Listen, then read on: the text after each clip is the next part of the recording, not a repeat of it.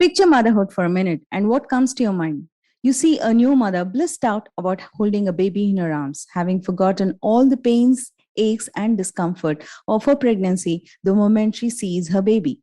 You picture the motherhood instinct taking over, and you see the mom just knowing what to do.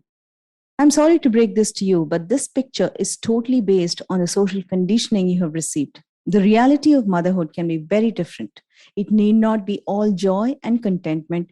It could look like a lot of self doubt, fear, anxiety, isolation, disconnection, and an overwhelming sense of failure. New motherhood can look like I have never been around or taken care of babies before. What am I supposed to do now? Why is everyone fussing around the baby? Is my job done? Do I not matter anymore? Why is breastfeeding not coming to me naturally? Am I not meant to do this well? What if I accidentally harm my baby? Why am I not feeling joyful looking at my baby's face? And even what if my baby is better off without me? Yes, it's true. Postpartum depression affects nearly 22 to 24% of new moms in India alone. In this episode, Dr. Meghna and I discuss postpartum depression, what it is, how to recognize it, what to do about it, and where to seek help. Welcome to this episode.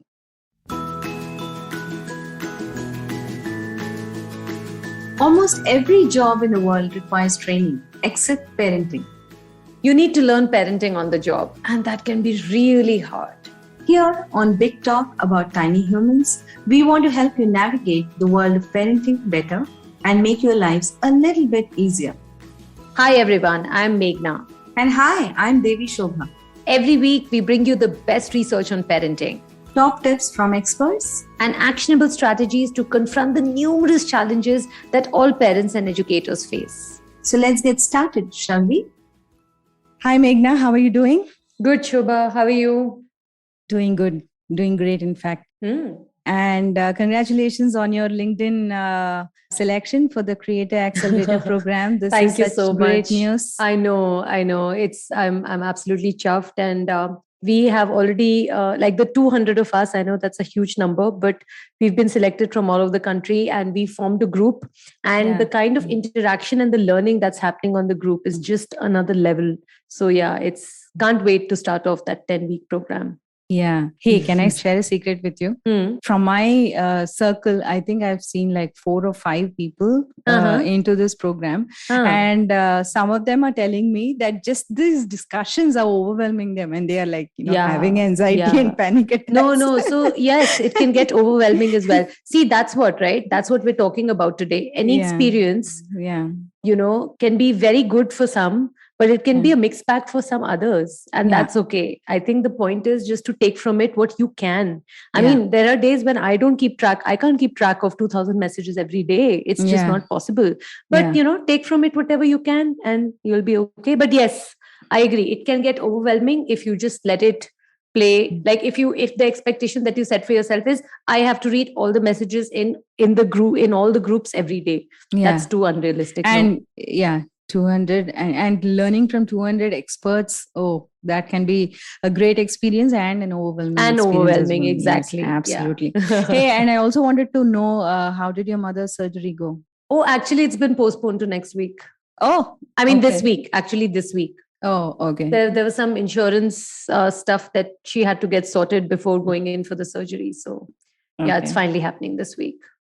Awesome. All the best to you and to your mom. Thank you. So coming back to what we are discussing this week, Meghna, as you think about it, really sounds kind of paradoxical, right? And yet this postpartum depression is far more common than we would like to imagine. What is postpartum depression and why does it happen? I would just like to, begin from there and understand why is this happening, first of all? Okay. So see, childbirth, even though it's a joyous and a celebratory occasion in diverse cultures and societies across the world, it can also be a very difficult time for a majority of mothers. It can leave them vulnerable. It can leave them grappling. And there are so many changes that, happen. There are biological changes happening. There are social changes, emotional changes, financial changes. And some women are at increased risk of mental health issues, particularly depression and anxiety. And that is why, postpartum depression often comes into the picture. Now, there are two things, Shobha. There is one called postpartum blues, which is extremely common in women the world over. Almost 80% of new moms experience these postpartum blues. And then there is a more severe version of that, which lasts longer and is more severe, and that is known as postpartum or postnatal depression. So the difference between the two is that even though postpartum blues, the new mother also experiences mood swings, crying spells, sleeping difficulties, irritability, and anxiety. But in postpartum depression, the difference is that unlike postpartum blues, postpartum depression does not resolve on its own. And there might be a risk to the mother or the baby in postpartum or postnatal depression. Okay, so that is why postpartum depression has been referred to as a serious mental health condition, which should not be ignored, because it's not like if you just ignore it, it'll go away on its own. It cannot resolve on its own, and it requires treatment. Yeah, absolutely. So, Meghna, I'm just trying to understand. So, for a new mom, let's say we are in her shoes and she's, like you said, she's going through a series of changes, right? She could see a change not just in her own body, of course, that's a given, but her routine, her work, her even her identity, and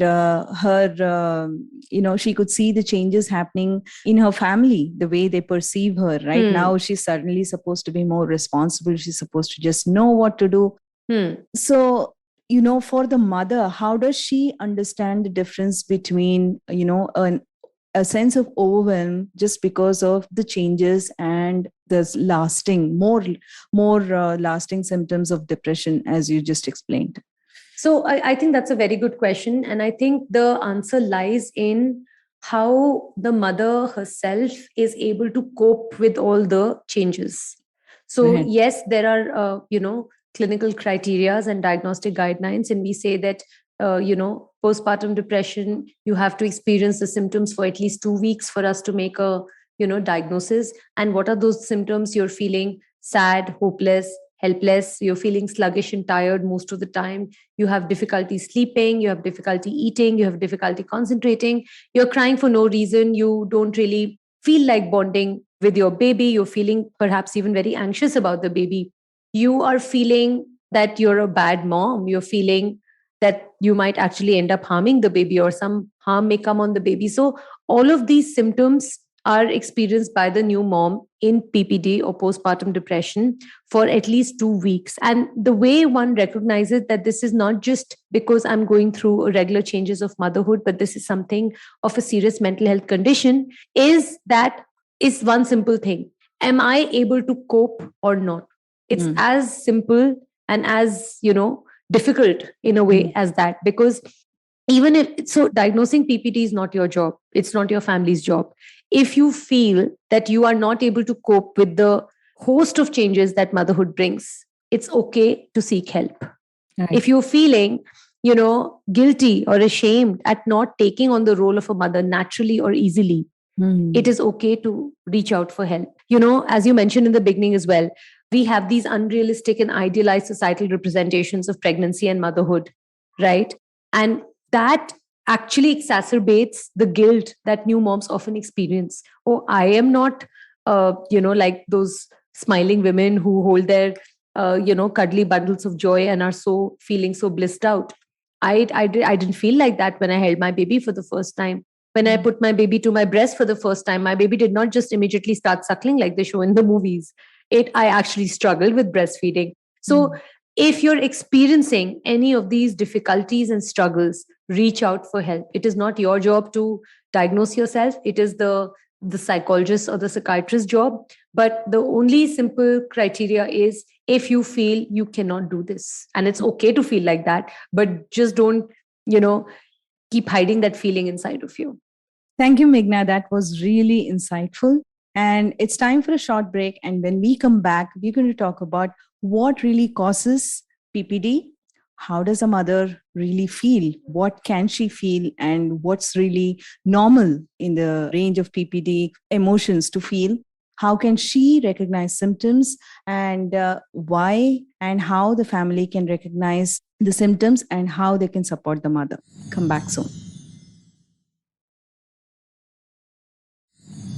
Okay, welcome back. Thank you, Meghna, for that great explanation about PPD and that introduction. So, I would really like to understand what are the causes of PPD. And it also seems like we are hearing more about this phenomenon now, in the recent years, more than we heard about it before. But of course, I can understand that it's because it was an unknown term before. We really did not even know that it could exist. But apart from that, do you really think that there is another factor or other factors for the rise in PPD? I think that's a very good question. So PPD does not really have a single cause, but there are really a host of biological, emotional, and even social factors that are involved. So when it comes to biology, there is a dramatic drop in our hormones, right? At childbirth, estrogen and progesterone. Right. That has been associated with PPD. You're also at a higher risk of developing PPD if you have low thyroid levels, if you have sleep deprivation, if you have inadequate diet, or any kind of underlying medical conditions. So all of these factors, biological factors, increase your risk for having PPD. And when it comes to the emotional and social factors, the risk for developing PPD is high if you have previously experienced depression or anxiety, or if you have a family history of these disorders. Okay. And if you are experiencing stressful situations or life events close to or during your pregnancy, or if you have family and friends who are not really supportive, then again, your risk for PPT becomes high. Also, if your baby has health problems or if your baby has special needs, then the risk of PPD is high. If you experience difficulty breastfeeding, and this is very common, if you have problems in your relationship with your partner or in-laws, then the risk for PPD becomes high. If you're facing financial problems or if your pregnancy was unplanned or difficult, all of these factors together can increase your risk for PPD, and therefore they become sort of kind of causal factors, but there's only one factor that causes PPD, and it's usually a combination of these factors. Regarding your statement, I think that's very interesting, and I don't think there's a simple answer to that why are we hearing this more of late. I think one factor is just increase in awareness. Right. The fact that there is, of course, the presence of social media, that regular women from regular backgrounds are coming up and talking about their stories of postpartum depression. I think that in itself is huge, that women have a voice finally. Before this, where did women have a voice? If you think about it, right. Like what were the platforms through which a common new mother could, write about or talk about her experiences, her challenges, her struggles with postpartum depression. So I think now we have more easily accessible platforms, and more awareness obviously definitely helps. Another factor might be, of course, it's not been validated in research, Shobha, but another factor just could be the fact that our modern living arrangements are such that the support that a new mother gets has become less. Absolutely. The number of women dropping out of workforce after childbirth is high. Let's face it. Okay, it is very high, and one of the main reasons for that is the lack of support. Whether it's hired help or whether it's family, it's very challenging for a whole lot of moms to manage that. And so when that support is not available, of course, that support is also not like, just because I have family, I'm happy and feel supported. Families can also become extremely unhealthy and toxic. So I'm not saying that having a family is good or bad, right? Yeah. It's not about black or white. But I think that definitely the breakdown of traditional families, joint families, is definitely a factor, because just the presence of other family members who are more experienced, who can maybe hold your baby while you take a nap, or just a common space where you can share and discuss, like in a large family where you can get support from other moms, other young moms, other new moms. I think because that is now largely missing, the risk of the prevalence of PPT might be higher. Yeah, absolutely. I think, Meghna, you hit the nail on the head. I do think that especially traditional systems, traditional societies like ours, and even like Chinese societies, even other societies, like, where childbirth was considered a very, major event in the life of a woman. And it was looked upon like she was deserving of all the support and all the attention and all the pampering during that time. Right now, that has changed. I remember, when I gave birth to my daughter, the first pregnancy after my first childbirth, my mom had come to take care of me in my house, like, but it's not the same as my being there. Right. Correct. There's a lot of difference, and the kind of the freedom and the kind of relaxation, the quality of relaxation that you get, it's definitely different, right? Yeah. And that is a reason that, it was considered the prerogative of the woman to go away to her Maika and enjoy those, few weeks of exclusive care. And there's a lot of other pampering as well. There's a lot of nutritive attention that goes into your, into your food. You're not supposed to take, things that can induce, a sense of discomfort in you, apart from what you're already going through, because childbirth is not easy. Right? And then all the pampering, like, once you have wash your hair, there's this pampering where, there's this, the fumes, sambrani. Yeah. Where, that's a great feeling. I mean, it can make you feel good for the next one day, the 24 hours, you can feel absolutely great with that kind of pampering, with the kind of attention you get. My mom used to say, hey, you know what, the baby is sleeping, you just instantly have to go to sleep. Of course, that was not possible, but just hearing that, it's just somebody cares for you. So that, I think that is definitely missing. So, and that the traditional 40-day confinement period, yes, it was so important, and it's fast disappearing. It was so important. Like, of course, now we have the concept of a japa nanny who will come and sort of help you, live with you, But the traditional offshoot of that, the 40-day confinement period was so important. Yeah. And I got that during my time of my first childbirth, didn't get that during the second. And I know the difference. Yeah. I can see the difference. Absolutely. How much difference it makes to you, not just your physical, but your mental health as well. Yeah, absolutely. Right. And sometimes they even are very blunt to outsiders, saying, hey, you know what, she cannot be disturbed now. She cannot be disturbed. Exactly. It's a privilege. It's a privilege. Yeah. So it feels good, when feels you don't good, and it's important, right? I mean, you've literally just ejected a human being out of your body. Yeah. Right. Yeah, absolutely. So, Meghna, I just wanted to also know, are some women more at risk of PPD despite, doing the same things as other women? Are some women more at risk? And if PPD lasts, right, how long does it typically last? And what are the known remedies for PPD? Okay, so that's 3 questions. So the first question is, are some women more at risk? Yes, some women who have experienced depression or anxiety before, who have a family history of depression and all those causes of PPD that I enumerated earlier. If you have any of those, like if you've had a difficult pregnancy, you're more at risk. If you've had multiple births, if you experience difficulty breastfeeding, or if you've had a stressful life event or life situation close to your or during your pregnancy, all of these factors increase the risk for some women. Right. Okay. So that's one.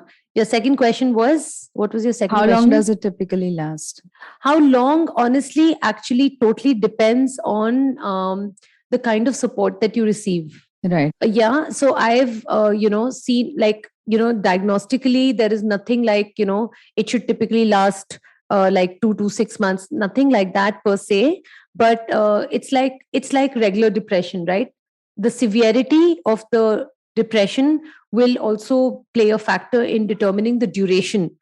Okay. So my answer to that question would be, it depends on the kind of support that the woman is receiving, which will determine the duration. If she has no source of support, it's likely that the symptoms will become perhaps even more severe over time, making the whole depressive episode last longer. Or if she is receiving support, maybe not the best support, but some support, it's possible that the symptoms resolve, fairly quickly. Can't say. There is no set formula for this. It totally depends on the life circumstance and the kind of support that the woman receives. Right. So now that you've said that, this is totally dependent or largely dependent on the support she gets, how can we help a family recognize symptoms of PPD, and what can a family member do to support the mother? I think that's a very good question, because the role of fathers, the role of the rest of the family is very, very crucial in supporting the new mother.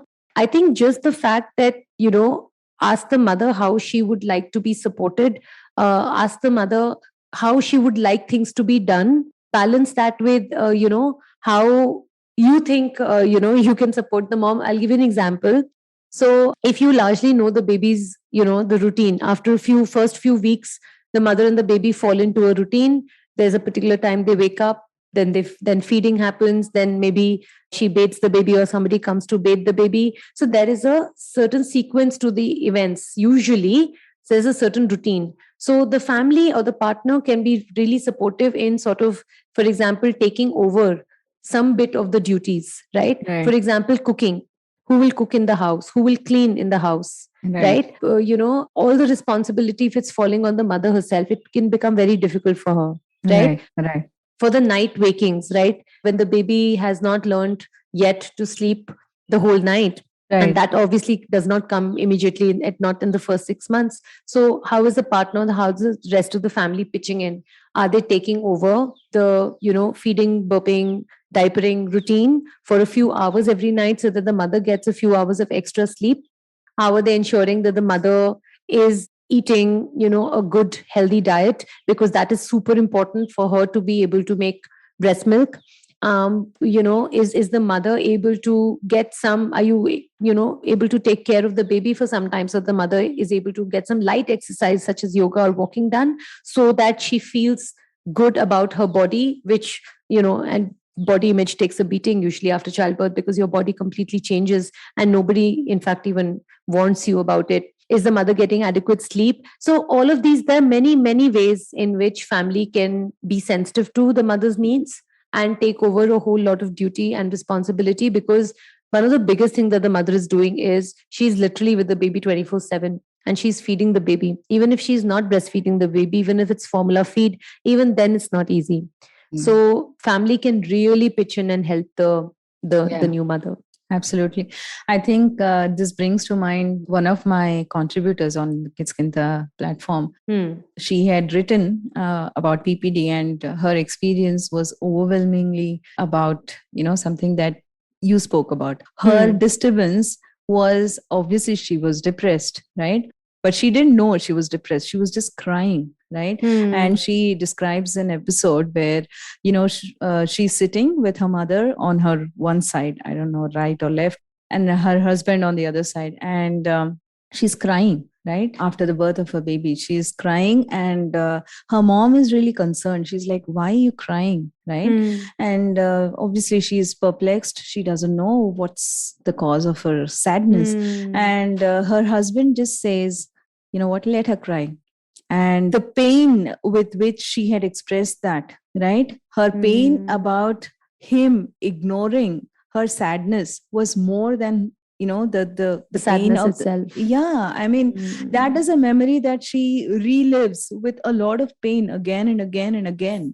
So really what you said about family member support is paramount to overcoming this phase of their lives, if at all it happens in a woman's life. No, I completely agree. I think I don't think people know how much of emotional support, what is emotional support, how to give it, and what it looks like. So Absolutely. I think along with this prenatal classes that every woman attends, the Lamaze classes, breathing exercises, yoga kar lo, ye kar lo, wo kar lo. Along with that, I think the partners should attend classes. There should be classes, Shobha, on how to emotionally support your partner through this. Because, the most infuriating thing that I find when men say, "Arey, traditionally, since hundreds of years, women have been doing this. What is so special about?" I get so pissed when I hear men say that. I get pissed. I'm like, are you kidding me? Like, are you seriously kidding me? Well, I mean, hundreds of years, they've not done this role and that role and that and that and that, right? Absolutely. And even if they have, does that trivialize what your partner is going through? Does that take away from her pain, physical and emotional both? Does that take away from what her body's gone through? Like, are you kidding me? So it's, I think, a lot of awareness, education, empathy is required, which obviously clearly seems to be missing. Yeah, absolutely.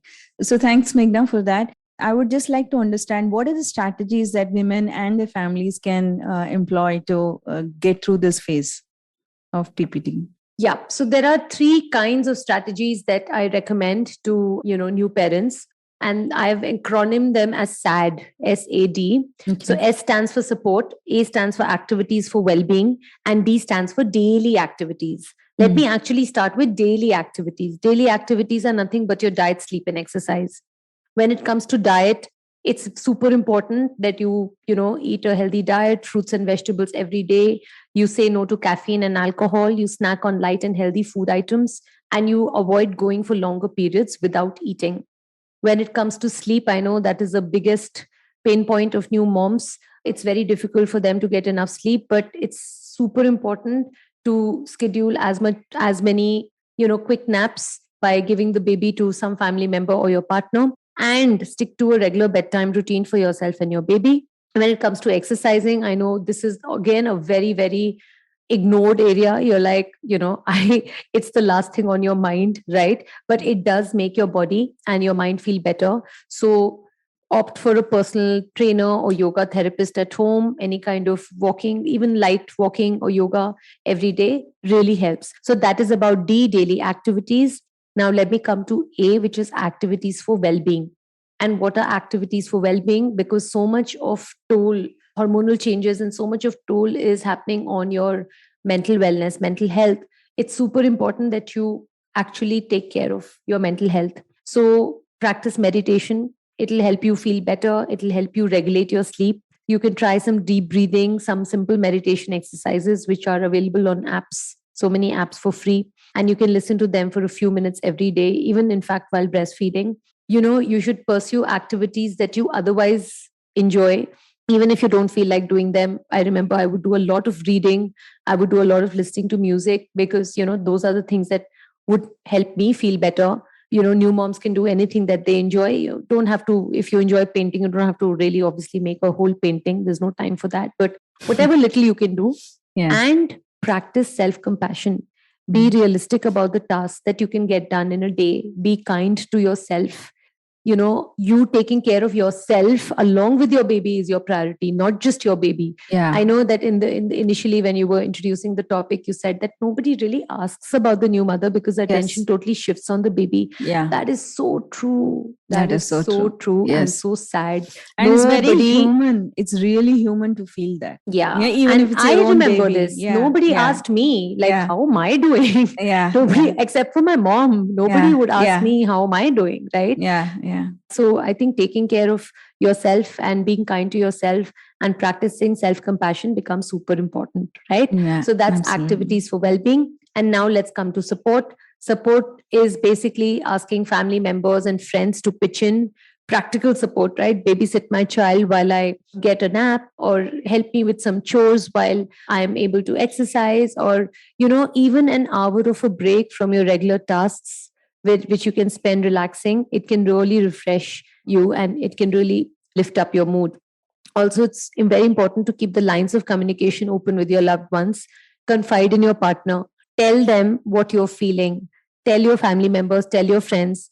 Tell them about the concerns and the thoughts that bother you. Because in postpartum depression, some of the thoughts could be, I'm not a good enough mother, or, something bad will happen to my baby, or I am not able to do something for my baby and stuff like that. And when the mother says that, it's important that the family members, partner, friends, they, instead of saying, oh, it's okay, get over it, it's nothing, don't think like this, all this is very dismissive. So the correct approach is to actually help the mother understand that these thoughts are part of her condition. If she has postpartum depression, it does not mean that she's a bad mother or that she's worthless.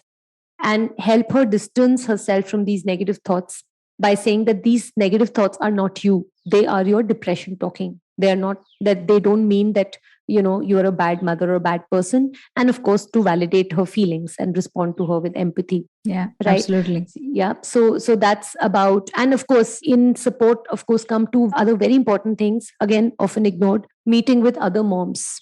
It is, Right. having a baby is one of the most isolating experiences, right? You Right. feel so alone, even though you might be surrounded by people, because you're the only person going through what you're going through. So there has been a recent rise in the trend of social media groups. Right. There are these amazing groups, Shobha, that offer support from Yeah. anything from breastfeeding, weaning, Yeah. and a host of topics for new moms. Right. And I strongly suggest new moms to join these groups. The kind of level of knowledge and the level of support, non-judgmental support you get in Yeah. these groups is phenomenal. Yes, Right? absolutely. So please consider that. You could try going for a walk in the neighborhood park with your baby. You will get a chance to meet other mothers.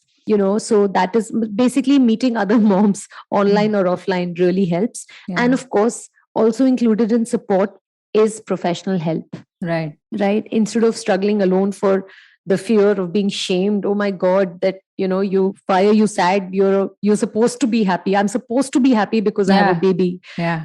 So don't feel that you don't you have to feel a certain way. You don't have to feel any certain way. Please Right. seek therapy from a certified clinical psychologist, a professional. Actually, when I see new moms struggling, when they come to me in my professional practice, one of my first jobs is, Shobha, to actually dispel the misconceptions about this condition. Right. There's so many misconceptions about just motherhood, just breastfeeding, just Yeah. Yeah. the role of, or even how my baby is supposed to be. Right. If Right. the baby is fussing and crying, there's something wrong. Not Yeah. necessarily, right? Yeah. So things like that, right? Which new moms don't know. I myself did not know, despite being a psychologist, I did not know so many things, because you really do have to experience a whole lot of things to really understand them. Yeah. So yes, so SAD, SAD, S for support, A for activities for well-being, and D for daily activities. Yeah, absolutely. I think, Meghna, the things you have enumerated are, some of the most practical and some of the most important things, yet we forget to do them. I remember when after the birth of my first baby, I was pretty young, and I was going through a very tough phase, right? Even professionally, even personally, I was going through a lot of, changes and unexpected things, right? And one of the things I do remember that actually was the high point of my days was that my sister would come over. She was studying in the city in Bangalore. I was living in Bangalore. Then she would come over and she'd stay with me. And every evening, right, we used to, carry the pram upstairs onto the terrace and just watch the sunset and walk on the terrace. Oh, lovely. And that is a memory that I carry even now. And I feel so good about those days. I feel like, what, this is something that I will carry, through the end of my days, because this has been such a beautiful memory for me. And I also feel that sometimes if I had not gone through that pain, I wouldn't have been able to appreciate it so much, So it was such a, but think about it, wonderful... Shobha. It's so simple, right? Yeah, your sister coming, you just going to the roof, carrying the pram, and just sitting and walking there. Yeah. I mean, wow. And this is what support feels like, looks like, absolutely, right? I mean, absolutely. beautiful. I think that's beautiful. Yeah. Totally. So, Meghna, can you elaborate more on the treatments and modes of medication that a person going through PPD can take? So, yes. So, medication is usually prescribed by a psychiatrist, and the mode is antidepressants, right? Antidepressants, basically, they will restore the hormonal balance in your body, and will help you feel less irritable, lift your mood. They will help you sleep better. The one thing that people don't know is that antidepressants are completely safe and they carry minimal side effects to your baby. Okay. But it is obviously recommended that you take them only under medical supervision. And you should not skip, once you start taking, you should not skip or stop taking the medication without consultation with the psychiatrist. The second mode of intervention is therapy. When you meet with a qualified clinical psychologist who carries out a detailed assessment, detailed psychological assessment of your family history, current relationships, and the intensity of symptoms. And then that works with you to find better ways of coping with your feelings and dealing with your negative thoughts and setting realistic goals. So you can take both medication and therapy. You can take only therapy. You can take only medication, whatever it is that you are more comfortable with. But research actually tells us that both taking a combination of medication and therapy is far superior to medication or therapy alone. Right. So thank you, Meghna. This is such a wonderful conversation. And I hope and believe that the moms listening to us, all the parents listening to us, partners, family, everybody who's listened to this episode, please do write back to us and let us know what you feel like, what you would like help with. And I hope you also enjoyed this episode just as much as we did. Thank you very much. So that's our episode for today. Thank you for listening to Big Talk About Tiny Humans, our podcast for parents and educators. Hope you enjoyed it, and don't forget to share it with your friends and family. Listen and subscribe to Big Talk About Tiny Humans on the IVM Podcasts app, website, and all major audio platforms. We are available everywhere. You can follow us on social media and online. Meghna is at The Therapist Mommy on Instagram and YouTube. And check out her website, raisingfamilyacademy.com, for a transformative course on raising a child with emotional intelligence. And Devishobha is at Kidskintha on Twitter and Instagram. And check out kidskintha.com for in-depth articles and events on parenting and child development. While you're at it, do also check out other great shows from the IVM Podcasts network at shows.ivmpodcasts.com. And IVM is on social media at IVM Podcasts on Twitter, Facebook, and Instagram. We'll catch you again on our next episode.